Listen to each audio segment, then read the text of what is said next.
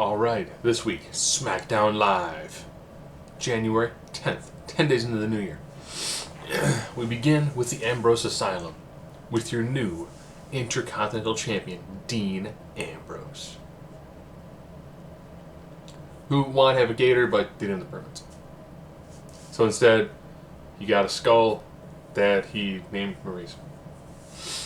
He's like, I guess this time is awesome. Miz comes down and is like, you should have lost. You should have won the match by DQ. I should still be champion. Outside interference. Just runs him down. And then he's like, I have a gift for you, Miz. It's a Miz Participation Award. Great callback to earlier.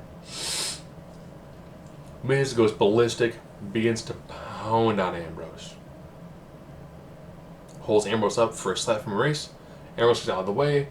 Miz eats a slap, eats a dirty deeds. Boom. Oh, and they're both in the Royal Rumble. The new backstage interviewer, I don't care to know her name, tries to interview Dolph about what happened last week. Dolph is like, goes out in the ring, has a really good mat-based match against Kalisto.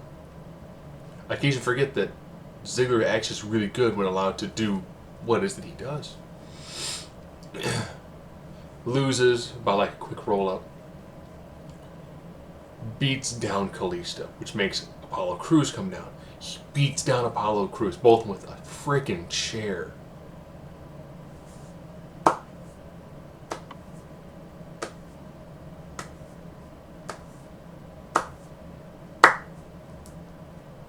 Awesome.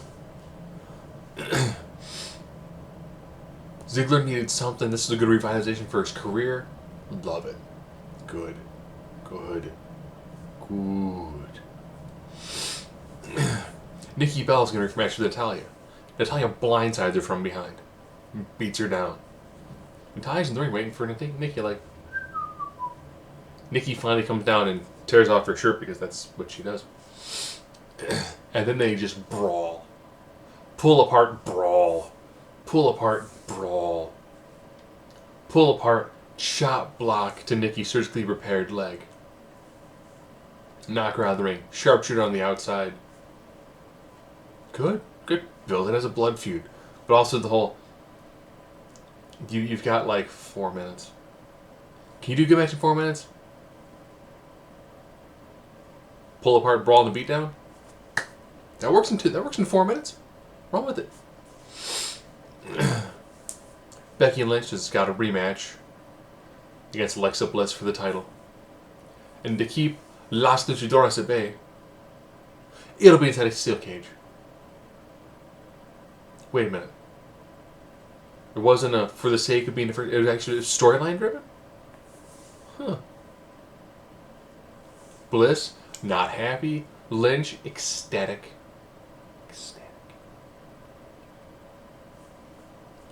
Good. Carmella took on some jobber that the crowd chanted, "Let's go, jobber."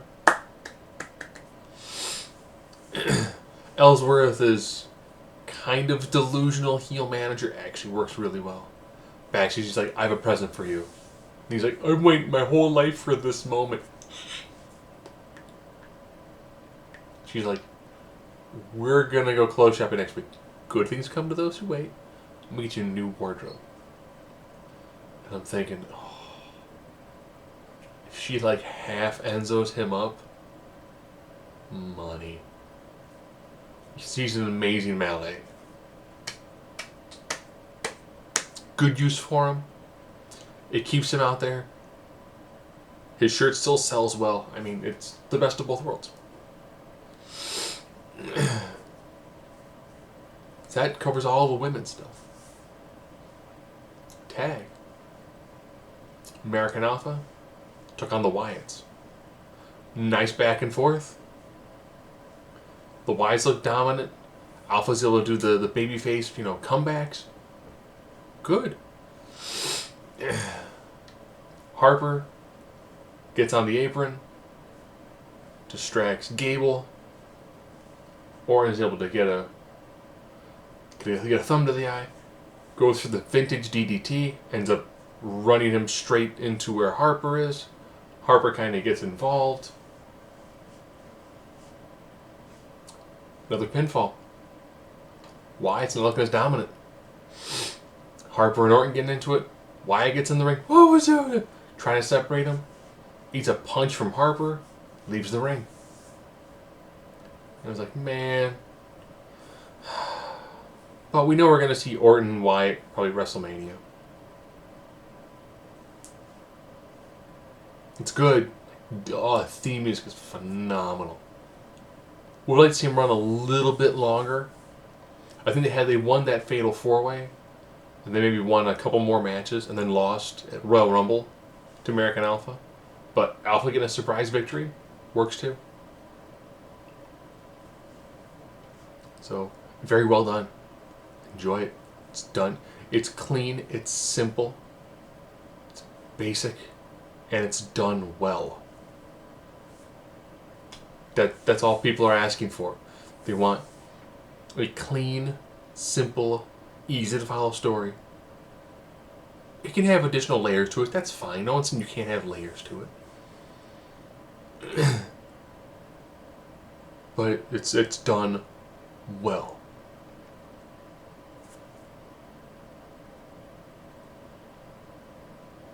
Which then leads us to John Cena, Baron Corbin. Cena cuts his standard. It's time it has been. Has been long since I beat somebody down. It's been a long time. It has been a long time since I buried a bunch of younger talent.